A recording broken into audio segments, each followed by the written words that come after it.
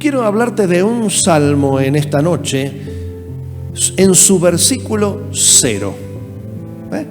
El versículo 0 de un salmo. Y voy a decir, ¿cómo es esto? Esto no es invento mío, ¿eh? No es invento. Vamos al Salmo 56. El versículo 0 está en el idioma original, pertenece a la Sagrada Escritura, no fue añadido después por las sociedades bíblicas, sino que esta porción es como un subtítulo que explica un poco las circunstancias en las que ese salmo es escrito. Y cuando allá por el siglo XVIII comenzó cada capítulo a dividirse, por el siglo XVI se empezó a dividir cada libro de la Biblia en capítulos, y para el siglo XVIII empezó a dividirse en versículos. Y cuando empezaron a dividir en versículos cada capítulo, no le pusieron número de versículo a esa aclaración. Por eso yo le llamo el versículo 0 del Salmo 56, pero leeremos todo el Salmo, que dice así: al músico principal, sobre la paloma silenciosa, en paraje muy distante, Mictam de David, cuando los filisteos le prendieron en Gat. Y así dice el Salmo: ten misericordia de mí, oh Dios, porque me devoraría el hombre. Me oprime, combatiéndome cada día. Todo el día mis enemigos me pisotean, porque muchos son los que pelean contra mí con soberbia. En el día que temo, yo en ti confío. En Dios alabaré su palabra, en Dios he confiado, no temeré. ¿Qué puede hacerme el hombre? Todos los días ellos pervierten mi causa. Contra mí son todos sus pensamientos para mal. Se reúnen, se esconden, miran atentamente mis pasos como quienes acechan mi alma. Pésalos según su iniquidad, oh Dios, y derriba en tu furor a los pueblos. Mis huidas tú has contado. Pon mis lágrimas en tu redoma. ¿No están ellas en tu libro? Serán luego vueltos atrás mis enemigos el día que yo clamare. Esto sé, que Dios está por mí. En Dios alabaré su palabra, en Jehová su palabra alabaré. En Dios he confiado, no temeré. ¿Qué puede hacerme el hombre? Sobre mí, oh Dios, están tus votos. Te tributaré alabanzas, porque has librado mi alma de la muerte y mis pies de caída, para que ande delante de Dios en la luz de los que viven. Amén. Qué lindo salmo. Y como todos los salmos, a diferencia del resto de la Biblia, casi toda nuestra Biblia de Génesis a Apocalipsis es la palabra de Dios para nosotros. Ahora, los salmos es la palabra de los hombres hacia Dios bajo la inspiración del Espíritu Santo. Así como cada profeta es palabra de Dios para que nosotros podamos entender, Dios nos habla a nosotros. En los salmos Dios nos habla acerca de lo que solemos hablarle nosotros a Él. Bajo el filtro de Dios, bajo la perspectiva de Dios, los salmos se identifican con nuestras situaciones. Por eso, cuando estamos en momentos de tribulación o angustia, nos hace tan bien leer los salmos, porque siempre habrá un salmo que te identifique. Siempre va a haber un salmo cuya oración te la apropies y te inspire para orar de esa misma manera. Ahora, ¿en qué circunstancias? Esto lo dice ese subtítulo, ese versículo 0. Saúl procuraba matar a David. Ya David había aniquilado a Goliat y todo el pueblo estaba gritando: Saúl hirió a sus 1000, David a sus 10,000. Y Saúl empezó a ponerse paranoico. Su celo, su envidia, su paranoia llevaron a buscarlo a David para quererlo aniquilar a él. Esto es lo que pasa normalmente cuando no entendemos el lugar que ocupamos en el plan de Dios. Cuando uno no sabe el lugar que ocupa en el plan de Dios, uno comienza a ponerse sospechoso de todos los que lo rodean y empieza a ver que los que lo rodean compiten con él. Nadie compite contigo. Nadie compite con nadie. Cada uno está en el lugar, en el cuerpo que Dios lo puso. Pero cuando uno pierde ese contacto con Dios, Cuando uno pierde esa relación con Dios, pierde su brújula y pierde su sentido de identidad en el cuerpo de Cristo. Y esto pasaba en el Antiguo Testamento, no con el cuerpo de Cristo, sino uno perdía su identidad en el plan de Dios, y ahí es donde uno se siente amenazado por los demás. Y Saúl se sentía amenazado por David. Así que quería matarlo, procuraba matarlo. Y Jonatán, el amigo de David, intentó interceder ante Saúl para ver si Saúl podía perdonarle la vida a David. Y lo que hizo Saúl fue proferirle a su hijo, a su propio hijo, el peor de los insultos y tirar una lanza para matarlo. Lo que hace cuando uno se apasiona ciegamente en algo que no debe hacerlo, uno pierde toda sensibilidad y uno comete verdaderas locuras.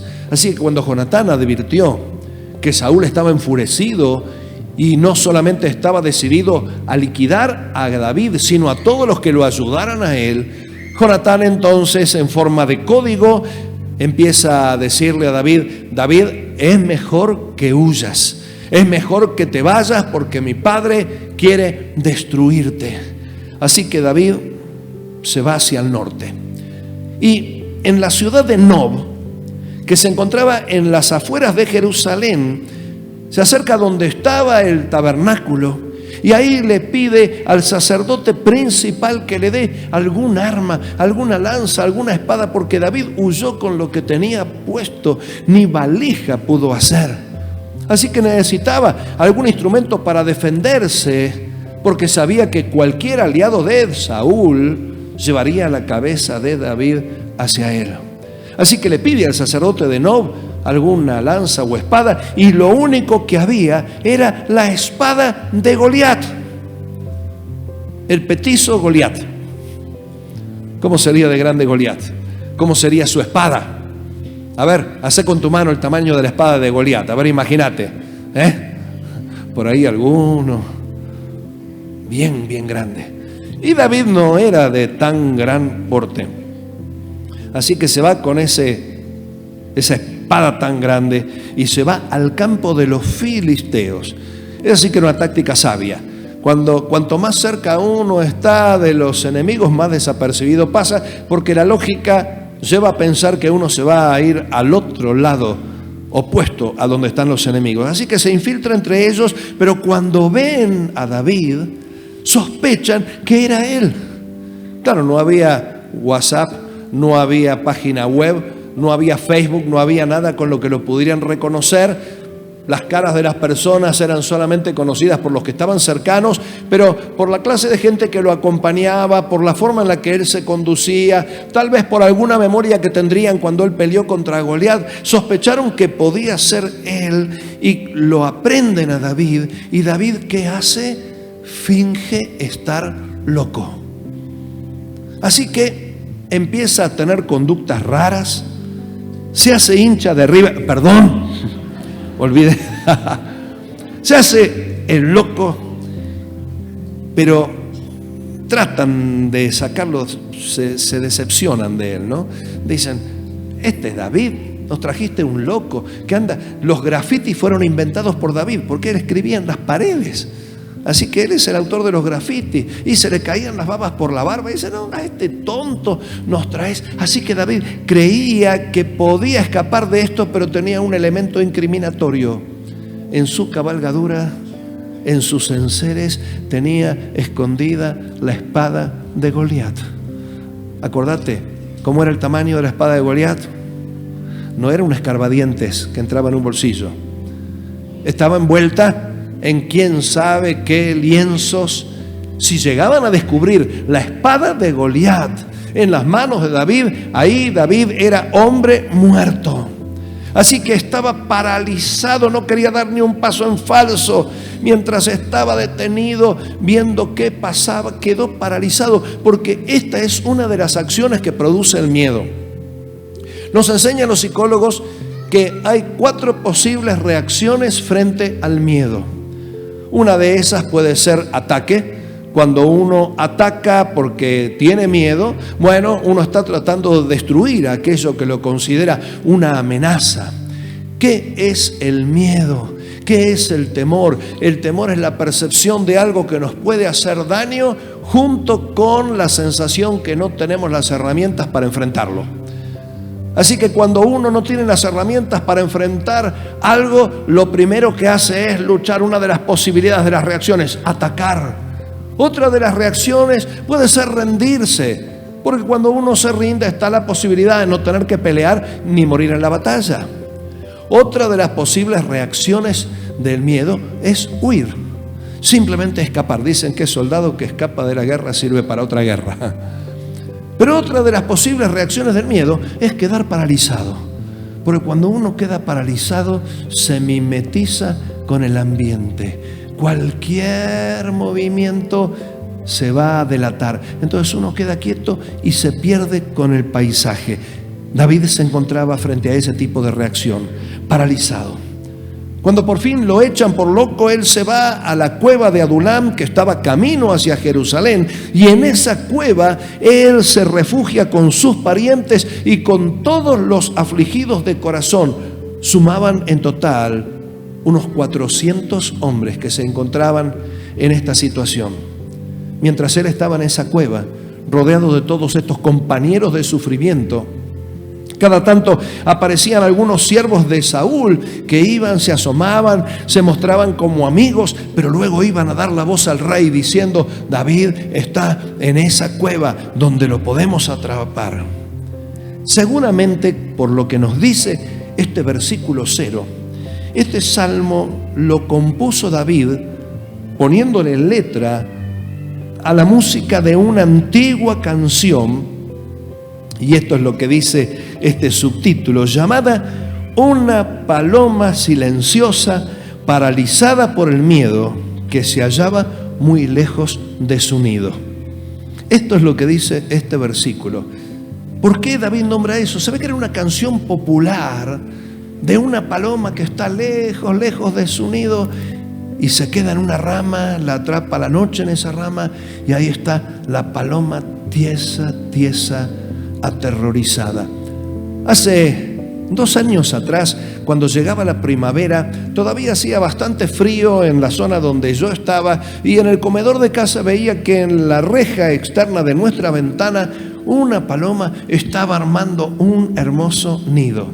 Claro, el reflejo de la luz impedía que la paloma se diese cuenta del movimiento que había dentro del comedor, pero estaba a una muy baja distancia. Y como hacía frío, no salíamos tanto al patio, así que la paloma creía que estaba en un lugar seguro. Armó su nido, puso los huevitos y ahí se echó para incubarlos. Empezaron los calores en esa misma semana y ahí salimos un día a tener una comida en el patio, toda la familia, y cada tanto yo miraba a la paloma y la paloma estaba tiesa. No se movía, parecía que ni respiraba, parecía de yeso pintado la paloma. Y me acordé de este salmo. David se sentía así, pero lejos de su propio nido, totalmente aterrorizado. Sabía que si daba un paso en falso, un movimiento de más, podía significar una fatalidad para él. En medio de esa situación, de un miedo paralizante, donde no sabía qué hacer, él compuso este salmo, que tiene unas 4 confesiones, 3 muy, muy importantes, y la otra una consecuencia de las otras 3. Y él compone principios que son los que lo ayudaron a mantenerse en pie y son los que te van a ayudar a mantenerte en pie en medio de los infortunios, en medio de las situaciones difíciles de la vida. Primer enseñanza que da David en este salmo, que era su confesión, era su convicción, y lo mantuvo firme. El versículo 8 dice: mis huidas tú has contado, pon mis lágrimas en tu redoma, ¿no están ellas en tu libro? La Nueva Traducción Viviente lo dice: tú llevas la cuenta de todas mis angustias y has juntado todas mis lágrimas en tu frasco, has registrado cada una de ellas en tu libro. ¿Qué quiere decir esto? La redoma era donde se guardaba el aceite, y Samuel, por ejemplo, abrió la redoma y derramó el aceite. Era un depósito donde se guardaba algo que se podía utilizar después. Y acá está hablando de las lágrimas que están en la redoma de Dios. Bueno, en nuestros días la palabra redoma es una palabra que no usamos con tanta frecuencia, pero si tuviéramos que traducir la Biblia a nuestros días, podríamos decir: el Señor guarda cada uno de nuestros sufrimientos en su pendrive, en su USB. Lo tiene muy guardado, lo tiene muy atesorado. ¿Por qué? Y acá viene este principio, esta convicción de David. Para el Señor, nuestro dolor no es cualquier cosa. Dios se compadece de nuestro dolor. Jesús dijo que no cae un solo cabello de nuestra cabeza sin que sea la voluntad de Dios. Ya conocen la voluntad de Dios para con mi vida, ¿no? Ahora, esto habla de esa compasión. Dios tiene compasión por nosotros. ¿De dónde viene la palabra compasión? Viene de un término latino que es compadecere. ¿Qué quiere decir? Padecer al lado.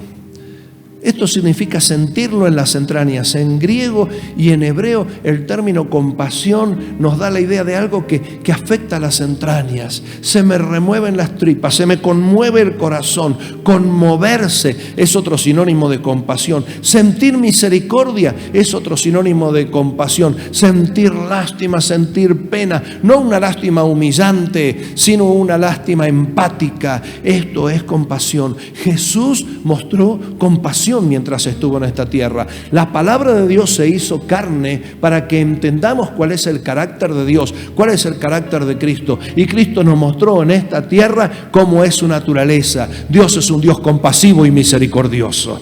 Él sintió compasión cuando vio a las multitudes como ovejas sin pastor. Él los veía que andaban errantes a la buena de Dios. Los pastores, los religiosos de aquel tiempo, en lugar de preocuparse por el bienestar de ellos, se preocupaban por su propio bienestar y por su propio poder religioso, mientras que estas pobres ovejas esquiladas estaban sin nadie que les diera una palabra de aliento. Jesús sintió compasión por ellos. Jesús sintió compasión cuando esa multitud lo seguía a Él y luego de haber escuchado las palabras era la hora de regresar a sus casas, pero Él sentía compasión, no quería dejarlos irse sin darles de comer. Tenemos un Dios que no quiere que nos quedemos sin comer. Qué lindo esto. Un Dios que no quiere que te falte. Jesús sintió compasión del ciego cuando gritaban estos ciegos: Hijo de David, ten misericordia de nosotros.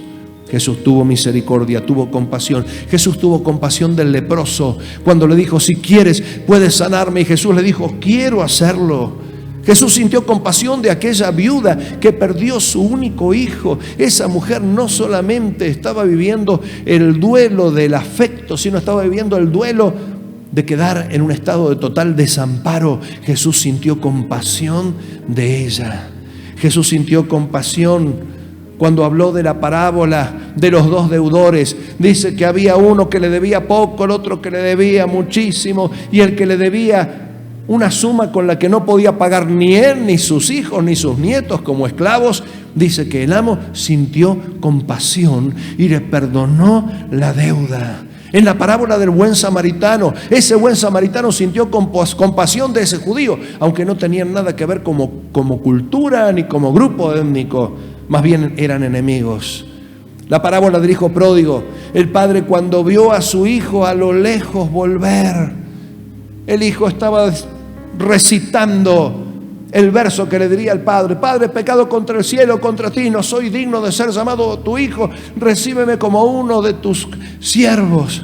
¿Y qué fue lo que hizo el padre? El padre sintió compasión, lo abrazó, lo besó, le puso el anillo, cambió el calzado de sus pies, le puso vestimentas nuevas. Tenemos un Dios que cuando estamos llorando no permanece indiferente. Tenemos un Dios que cuando estamos sufriendo no se queda de brazos cruzados diciendo: bueno, allá Él. Jesús mostró compasión cuando estaba en la tumba de Lázaro. Ahí lloró. Y no lloró por quien resucitaría después. Uno llora la ausencia de un ser querido cuando se va, Jesús no podía llorar ninguna ausencia porque Él lo iba a traer de vuelta. Iba a estar un tiempo más sobre esta tierra. Jesús lloró el llanto de los que estaban llorando a Lázaro. Nos dice la Biblia que cuando vio todas las personas que estaban llorando, ahí Jesús lloró, fue conmovido y lloró. Cuando vos estás pasando por un gran dolor, no pienses que a Dios no le importa. Más vale los silencios de Dios significan que Dios está trabajando en tu vida. Cuando estaban en medio de una gran tempestad, Jesús estaba durmiendo en la popa del bote. Tenía una almohada como cabezal y la tempestad parecía anegar la nave. Y los discípulos gritándole le dijeron: Maestro, ¿no tienes cuidado de nosotros que nos morimos? Jesús ahí se levantó, reprendió la tormenta y vino una gran bonanza. A veces nos parece que Jesús está durmiendo en medio de nuestro dolor. Nos parece que Jesús está desentendido de nuestras preocupaciones, desentendido de nuestros sufrimientos. Y nos preguntamos: ¿dónde está Dios en medio de esto? Si Jesús está en tu barca, que esté dormido no significa que no le importa, sino que Él tiene todo bajo control. Quiero que repitas conmigo: Jesús tiene todo bajo control. 1, 2, 3. Jesús tiene todo bajo control. Y tus sufrimientos, de los que vos llevas la cuenta, yo no sé las veces que habré ofendido a alguna persona, pero seguro que esa persona se acuerda las veces que yo lo ofendí. Bueno, el que sufre es el que lleva la cuenta. Dios lleva también la cuenta de tu sufrimiento. El salmista permanecía en pie porque sabía que Dios estaba interesado en su problema. Tu problema, por insignificante que parezca, tu problema, aunque sea consecuencia de una mala decisión que tomaste, es el problema de Dios y Dios está trabajando con ese problema. Hay un salmo que dice: aunque afligido yo y necesitado, Jehová pensará en mí. Y la palabra hebrea para pensar está relacionada con el verbo tejer. ¿Cuántos saben tejer? A ver, levanten la mano los que saben tejer. Cuando tejes y te preguntan qué estás haciendo, vos le decís: no sé, lo que salga. ¿Alguien hace eso? No. Cuando uno teje, uno sabe lo que va a hacer, sabe para quién lo va a hacer y sabe las medidas de lo que va a hacer. ¿Qué quiere decir? El hecho de que yo esté afligido y necesitado no significa que Dios está de brazos cruzados. Dios está tejiendo, Dios está urdiendo, Dios está tramando un plan de bendición para nuestras vidas. Así que el silencio de Dios de ninguna manera tiene que significar su desentendimiento, sino su trabajo a favor de la victoria que te va a seguir. Segunda confesión del salmista: Dios escucha nuestro clamor. El versículo 9 dice: serán luego vueltos atrás mis enemigos el día en que yo clamare. Esto sé, que Dios está por mí. La Nueva Traducción Viviente dice: mis enemigos emprenderán la retirada cuando yo clame a ti por ayuda. Una cosa sé: Dios está de mi lado. En medio de los problemas de la vida, nosotros tenemos que aprender a clamar al Señor. Dios nos ama y Dios espera que clamemos a Él. Dios espera que lo busquemos. Muchas veces las tribulaciones de la vida nos acercan a Él. Por eso Pablo dice: esta leve tribulación momentánea produce en vosotros un cada vez más excelente y eterno peso de gloria. No mirando las cosas que se ven, sino las que no se ven, porque las que se ven son temporales, pero las que no se ven son eternas. Las tribulaciones nos acercan a Dios y hacen que aprendamos a conocerlo en su verdadera dimensión. El clamor es producto de dos situaciones. La primera, una necesidad, y la segunda combinación es la cercanía de quien puede satisfacer esa necesidad. Así que cuando hablamos de clamor, estamos hablando de una necesidad que tenemos, pero estamos hablando de alguien cercano a nosotros que nos puede ayudar en esa necesidad. No existe el clamor a la nada, sino que Dios está esperando que clamemos a Él. Clama a mí y yo te responderé y te mostraré cosas grandes y ocultas, las cuales tú no conoces. Tenemos que aprender a clamar al Señor. ¿Por qué? Porque nuestra vida tiene que consistir en dependencia de Dios. La primera carta a los Corintios, el capítulo 15, nos dice que llegará el momento en el que Dios será todo en todos. ¿Para cuántos el Señor es todo? Levanten la mano. Sin embargo, cuando nos falta algo que queremos, andamos llorando por los rincones. Y ahí nos damos cuenta que Dios es todo, pero todavía hay cosas que forman parte de nuestra vida, de nuestras necesidades. Ahora, el clamar a Dios significa que aquellas cosas que necesitamos dependen de Él. Y nosotros dependemos de Él. Por eso el apóstol Pablo dice en los Filipenses: por nada estéis afanosos, sino sean conocidas vuestras oraciones y súplicas delante de Él. Dios espera que nos comuniquemos, Dios espera que clamemos, porque si no lo hacemos, vamos a perder conciencia de las bendiciones que nos da. A veces Dios nos guarda de tantos aspectos de los que no nos damos cuenta. Vamos pasando, vamos caminando y podría caerse una maceta, pero la maceta cae más tarde. Anda dando vuelta un virus, sin embargo no te llega. Y nosotros no nos damos cuenta de estas cosas, pero Dios es un Dios fiel, ¿o no? Dios es maravillosamente fiel. Pero ¿cómo nos damos cuenta que Dios es un Dios que sí actúa? Cuando lo hace después de nuestro clamor. Por eso necesitamos entender que Dios está de nuestro lado. David, en esa confesión en la que decía: yo sé que Dios responde mi clamor, la pregunta es que nos hacemos: ¿y si Dios está enojado? Porque cuando éramos chicos, nuestros padres, alguna vez que estaban enojados, nos cortaban los víveres. Le pedíamos algo: no, estás en penitencia, hoy no hay esto. Y a veces trasladamos esa educación que hemos recibido a Dios y pensamos y revisamos el espinel de nuestra vida creyendo que Dios por ahí está enojado y no nos responde. Pero hay algo tremendo. David decía: esto sé. Estaba pero reafirmándolo, diciendo: esto es mi convicción, que Dios está por mí. Esto sé, Dios está de mi lado. A ver, quiero que repitas conmigo: Dios está de mi lado. 1, 2, 3. Dios está de mi lado. ¿Y cómo lo podemos saber?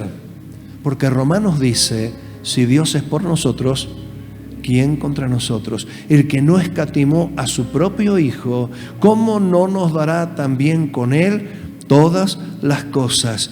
Pero termina diciendo este capítulo 8 de la carta a los Romanos: por lo cual estoy seguro, casi parece que estuviera recitando este salmo, esto sé, por lo cual estoy seguro que ni la muerte, ni la vida, ni lo alto, ni lo bajo, ni lo presente, ni lo porvenir, ni ninguna otra cosa creada nos separará del amor de Dios que es en Cristo Jesús, Señor nuestro. ¿Qué quiso decir? Esto no es una confesión de fidelidad. Yo antes creía que lo que Pablo decía era: no, a mí nada me va a mover del amor de Cristo. No, yo voy a permanecer siempre cerca de su amor y voy a amar al Señor. No. Nada nos separará del amor de Dios que es a través de Cristo. Te lo digo en criollo lo que Pablo quiso decir. Todavía no se inventó lo que nos haga creer que Dios dejó de amarnos.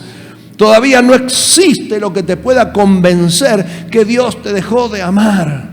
La muerte, de ninguna manera la muerte significa que Dios dejó de amarte. Conocemos muchos santos que han muerto y esto no significa que Dios dejó de amarlos. Al contrario, están en la presencia de Dios. Ni la vida. Uno de mis hijos, cuando tiene alguna situación complicada, dice: y bueno, es la vida.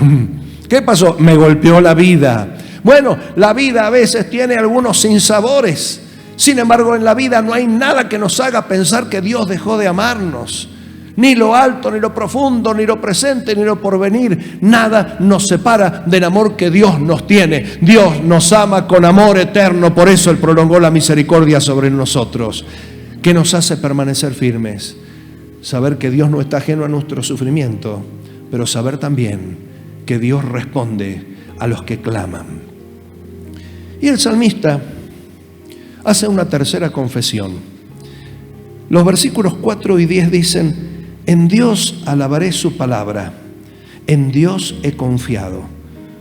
Versículo 10, en Dios alabaré su palabra, en Jehová su palabra alabaré. Versículo 11 dice: en Dios he confiado.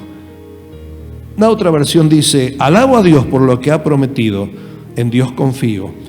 Alabo a Dios por lo que ha prometido. Sí, alabo al Señor por lo que ha prometido, en Dios confío. Así que cuando habla alabo a Dios en sus palabras, lo que está diciendo: alabo a Dios por sus promesas. No nos olvidemos que David había sido ungido como rey. Saúl, en nombre del Señor, había derramado ungüento sobre la cabeza de él y le dijo: vas a ser el próximo rey de Israel. Me lo imagino a David en medio de esa cueva, sabiendo que lo estaban acechando, sabiendo que estaban murmurando, sabiendo que había algunos que lo querrían entregar. Estaba diciendo: alabo al Señor por sus promesas. ¿Qué quiere decir? Que aunque las cosas se pongan difíciles, las promesas del Señor son fieles y verdaderas. Cuando Naamán tuvo que zambullirse en el río Jordán, ¿de qué enfermedad sufría Naamán? Lepra. ¿Cuántas veces tenía que zambullirse? 7 veces en un río que no quería. Así que Naamán, me lo imagino, primera zambullida. ¿Qué habrá sido lo primero que hizo después de la primera zambullida? Mirarse, ¿no? Y como ve, igual. Claro, él pensaba de que era como los antibióticos, ¿no? Primera toma, igual. Segunda toma, un poquito mejor. Tercera toma, o te morís o te sanás. Segunda zambullida. ¿Cómo estaba? Igual. Tercera zambullida. Igual. Cuarta zambullida. No, peor. Porque después de tantas zambullidas, las costras se van aflojando y las heridas se van abriendo. ¿No te enfermaste de varicela y te dijeron que no te bañes hasta que se vayan las costras? A algunos adolescentes les encantaría tener varicela eterna, ¿no? Para no tener que bañarse. Pero cada vez peor. Quiere decir que acá estaba Naamán, acá estaba la promesa y acá estaban las circunstancias. Y con cada zambullida se iban alejando las circunstancias de las promesas. Muchas veces vos clamás al Señor y sabés que Dios te dio una promesa, pero cada vez las cosas se ponen peores. ¿Te pasó alguna vez y decís: ya me da miedo orar, cada vez se pone peor todo esto? Muchas veces Dios hace separar las circunstancias de las promesas para que dejemos de apoyarnos en lo que vemos y oímos y nos apoyemos en sus promesas, que son fieles y verdaderas, porque lo que Dios cumple, Dios termina haciéndolo. Dios es sí y amén. Por lo tanto, la promesa que te dio, Dios la va a cumplir. ¿Qué es fe? A veces nosotros pensamos que fe significa créelo y lo tendrás. Y pensamos que la fe es un botón instantáneo. Y a veces cuando no nos sanamos, nunca falta el amigo de Job que te dice: esa era tu falta de fe. Con amigos como los de Job no hacen falta enemigos, ¿no? Así que Hebreos nos habla de la fe y nos dice que algunos por la fe taparon bocas de leones, apagaron fuegos impetuosos, frenaron ejércitos. Maravilloso esto. Otros por la fe murieron sin haber recibido lo prometido, saludándolo de lejos. A veces nos pasa en Buenos Aires, estamos esperando el colectivo, un día de lluvia, de garúa que va cayendo, y ves una luz de esperanza. Ahí está. Levantás la mano y el colectivo sigue de largo.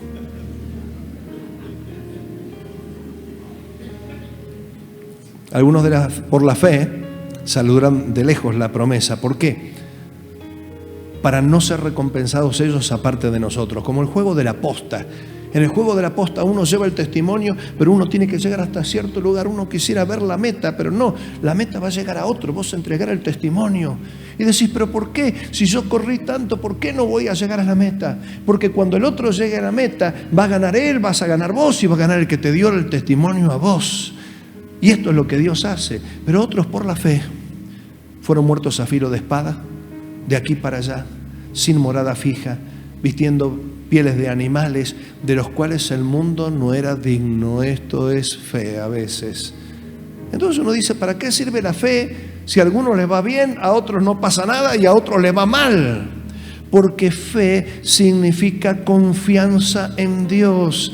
Se cumple inmediatamente la promesa, tarde un poco más la promesa, las cosas no salgan como vos querés, vos tenés que aprender a tener tu confianza en Dios. A veces nosotros tenemos confianza en los resultados. Yo tengo fe que Dios va a hacer esto, lo otro. Bueno, esa es una linda fe, pero de bajo vuelo. A veces tenemos que tener confianza en el Dios de los resultados, porque hay cosas que no vamos a entender, cosas que no se van a dar como nosotros quisiéramos, pero cuando termina la historia y te toca mirar hacia atrás, vas a decir, realmente lo que Dios hace, lo hace todo bien. Y como nosotros no somos Dios y no sabemos ni la milésima parte de lo que Dios sabe, cuando no entendemos nada de nada, en lugar de renegar, tenemos que decir, yo decido confiar en el Señor. ¿Por qué? Porque Dios sabe lo que hace. Esto decía el salmista. Lo alabo a Dios por las promesas, porque hoy me acuerdo que Dios me prometió que sería rey. Y hoy estoy corriendo por mi vida en una situación en la que veo muy lejos el reinado.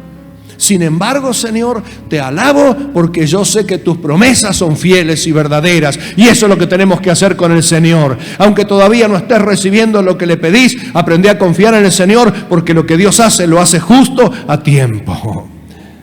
Por lo tanto, acá viene entonces la conclusión. Tenemos que aprender a no dejarnos controlar por el miedo. Dicen los versículos 4, 11 y aún el versículo 3 dice, en Dios he confiado, no temeré. ¿Qué puede hacerme el hombre? En otra versión, en Dios confío, ¿por qué habría de tener miedo? ¿Qué pueden hacerme unos simples mortales? El versículo 11, en Dios he confiado, no temeré. ¿Qué puede hacerme el hombre? En otra versión, en Dios confío, ¿por qué habría de tener miedo? ¿Qué pueden hacerme unos simples mortales? El versículo 3 dice, en el día que temo, yo en ti confío. En la versión, nueva versión, dice, pero cuando tenga miedo, en ti pondré mi confianza. Esto quiere decir, si sabemos que nuestro Dios es un Dios que no es indiferente a nuestros sufrimientos, si sabemos que nuestro Dios es un Dios que responde a nuestro clamor, cuando sabemos que Dios cumple con sus promesas, entonces, cuando nos llegan los momentos de miedo, tenemos la posibilidad de elegir. O elijo quedar aterrorizado y quedar paralizado, o elijo confiar y esperar. Y esto fue lo que decidió David. David empieza ese salmo sintiéndose como un ave que estaba lejos de su nido, en una rama tiesa y paralizada por el miedo, sabiendo que en cualquier momento lo bajaban de un ondazo. Pero como todos los salmos que son producto del hombre hacia Dios, empieza hablando de los temores, pero termina hablando de la confianza y de la esperanza. Y David termina diciendo entonces, en los momentos de miedo, decido